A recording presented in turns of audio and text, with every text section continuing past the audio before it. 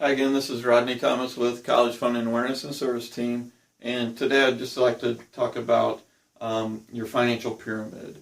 A lot of people that I've come across in the past have no idea what I'm talking about when I mention a financial pyramid. So to illustrate that, if this is your pyramid, there's 5 sections financially of where to put the money. And the bottom part of your pyramid is your necessities. These are going to be things that protect you from a catastrophic loss. It's going to be your car insurance, your health insurance, your homeowner's insurance. Things that don't have any cash value attached to them, but it definitely keeps you from having a huge outlay of cash if something catastrophic were to happen. Once you get that satisfied, then you go into your savings. And this is the safe money. This is money in the bank. This is money in a cash value life insurance policy. This is going to be monies that are fairly liquid, and then in addition to, maybe the growth isn't what people expect it to be as far as, you're not going to get 8 or 10% growth in those areas, but it's going to be safe money. The next part of your pyramid is going to be income producing elements. These could be bonds, these could be, real estate producing elements, could be like your pension, things that are going to consistently provide you an income stream down the road. The next part is going to be growth. And with growth, this is primarily in the market. So this is things that potentially are going to give you a higher rate of return. And then finally we have speculation. Speculation is going to be your oils, your precious metals, things like that, your IPOs.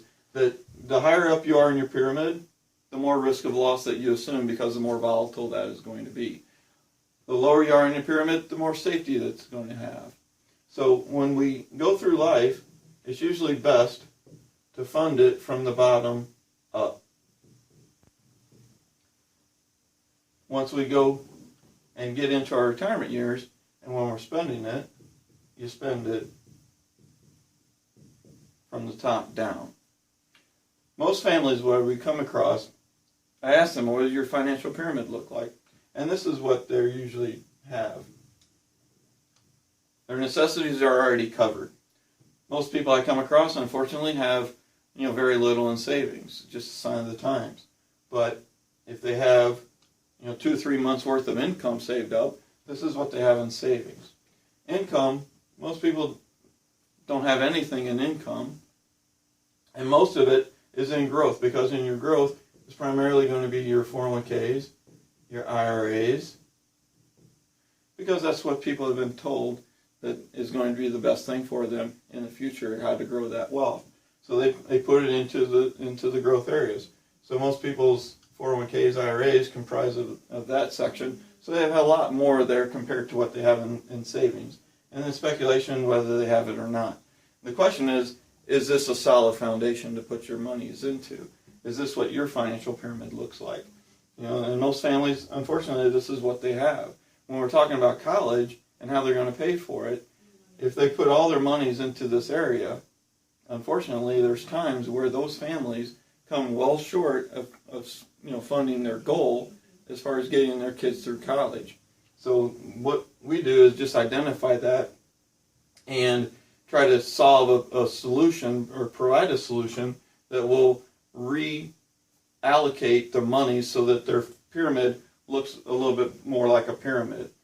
The other part of this, the second part of this, is really to look at every dollar that comes into the household. Really, there's one of 5 places for that to go.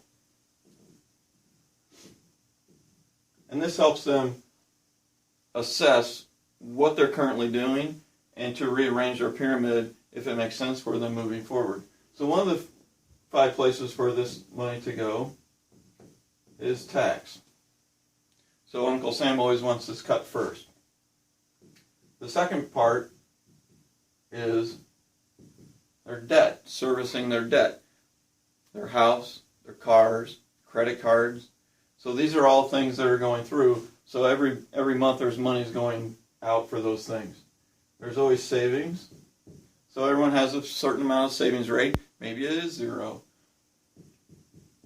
Investment, this is going to be their 401ks, and a lot of people are putting a certain percentage of their paycheck into their 401k just to get the match from the company and everything else. So what's left over is lifestyle.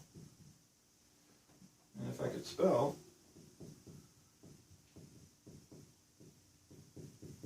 so that is their lifestyle. So once they pay tax and debt, have some savings and investment, the rest is lifestyle. For most families, they go from tax, debt to lifestyle, and then if there's anything left over, then they put it into savings. So it just depends on what that family is looking to accomplish. The idea is to get through their circle of life that we talked about in the past and everything else. If we can rearrange their cash flow and free up some debt or reduce their taxes by doing certain strategies, instead of increasing their lifestyle as a reward, let's put the monies into savings or investment, depending on what their pyramid looks like, so that they can more easily pay for college down the road or the other things on their circle of life once college is done.